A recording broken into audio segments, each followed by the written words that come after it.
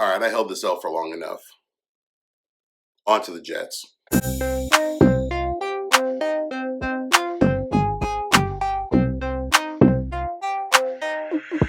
Danny King, real talk.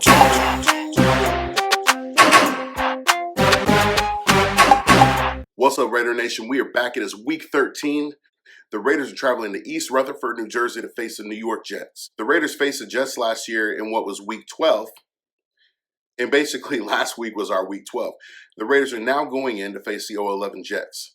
Now, I'm not going to sit here and say that this is the best 0-11 team that's out there. Because one, there's no other teams that are 0-11. And two, this is a team that's not that good. This is a team that the Raiders should beat. This is a team that the Raiders definitely can beat. And this is a team that the Raiders need to beat. This is also a situation where it is a bounce back game. This is also a situation where it is a must-win situation. All of these statements are true. The Raiders are still a playoff caliber team. The Raiders are still a team that can make it to the playoffs. The Raiders are still a team that can make noise in the playoffs. But they have to start this week. They have to get back on track. They have to beat the Jets. Now, the Jets have some good pieces. The Jets also have some really bad pieces. The Jets' bad pieces start at the top. You got crazy eyes Adam Gase, who doesn't know what the heck is going on. You got Greg Williams, who's a great defense coordinator, but he puts bounties on people's heads, man. But they got some great players on that defense, namely Quinnen Williams. Quinnen Williams has 5 sacks this year. He's disruptive. He gets after it. He's going to create some problems on the interior line if these guys don't stop him. Now, looking at the game last week, the Raiders' offensive line had the worst game that I've seen all season. We haven't seen the offensive line play this bad since 2018.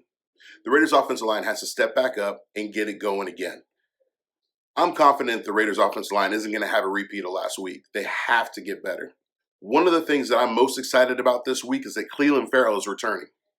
Now, I know what everybody's saying. Clee doesn't have the sacks. Clee didn't do this. Clee didn't do that. Guess what? Teams ran all over us when Clee wasn't in the game. Clee stops the run. Clee creates open lanes. Clee gets pressure on the quarterback just because he's not getting hits, not because he's not getting sacks.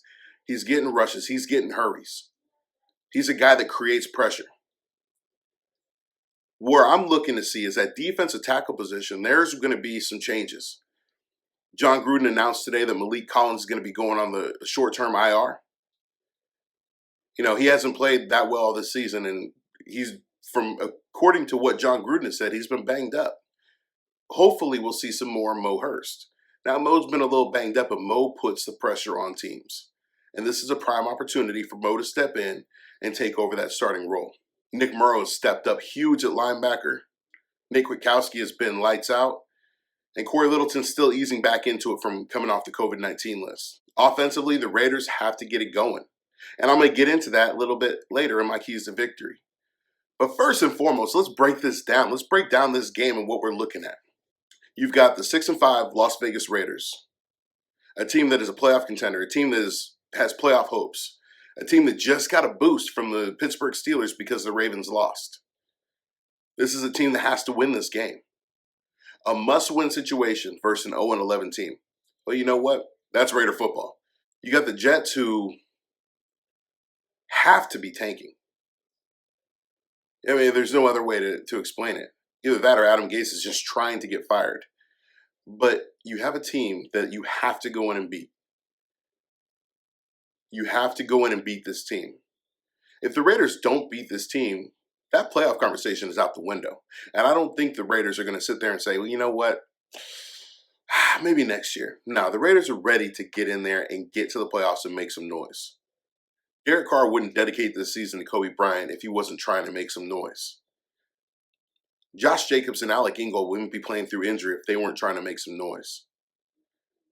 So the whole narrative of scrap the season, nah. Slide that past me. I'm not hearing that one. I think these guys are coming to play, and I think we're going to see a big, big change. What do we got to do to get a win? Here we go.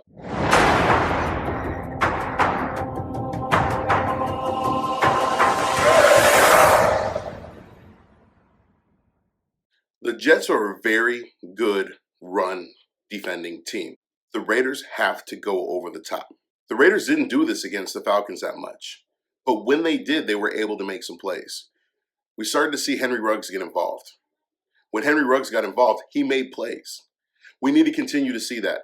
Derek Carr needs to go over the top. He needs to start hitting Waller. He needs to hit Ruggs. He needs to hit Edwards. Get your receivers involved and get them involved early and often. Because when you get the receivers involved, you get the passing game started, guess what? Then the running game opens up because then they're going to start pushing their DBs back and they're going to be prepared for the pass. That's when you can get Josh Jacobs and Devontae Booker in there and start running on them.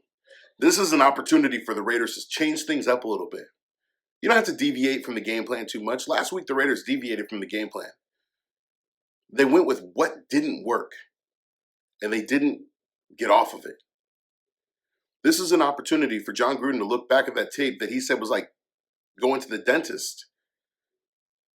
Let's put those teeth back in, man. Secondly, the offensive line has to play better. Win the battle up front. You're facing a stud in Quinnen Williams.